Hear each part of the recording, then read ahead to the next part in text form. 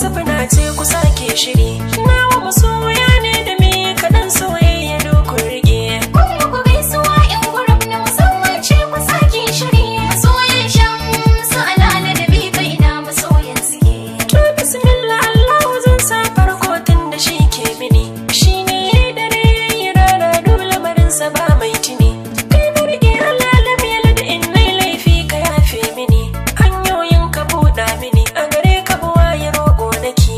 Kuma ku gaisuwa yan gurab na musamman ce ku sake shiri. Masoyan shan su alala da bi kai na masoyan suke. Tare sana ta kago fiyayye annabi wanda shi ne sila.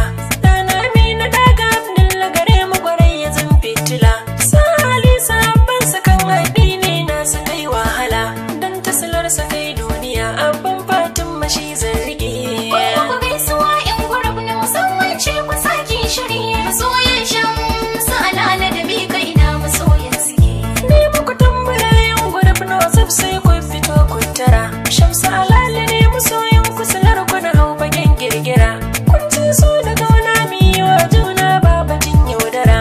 Samu na kuri ba ta raina zuciya dole za ta saki. Kuma ku gaisuwa yan gurab na musamman ce ku sake shiri. Masoyan shan su alala da bi kai na masoyan suke. Kun ji masoyin mi kaɗan soyayya ku zo ku sake shiri. Kun ce duk waya ko da daɗi ba ku bari a kai marhari. Soyayya ta gaskiya kun mana fuskokin ku ba kwatiri.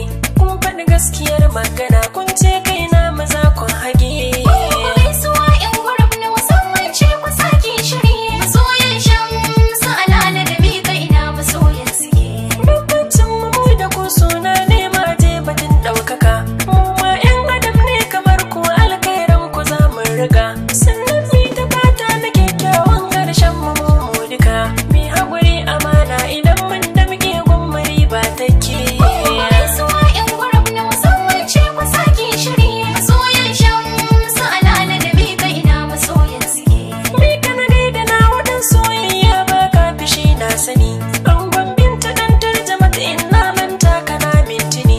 Yaro Allah Mustapha ango ne na Zalifa baya hani. Asiya tambara na miki masoyar mi kake zai rike. Kuma gaisuwa yan gurab na musamman ce ku sake shiri. Masoyan shan su alala da bi kai na masoyan suke.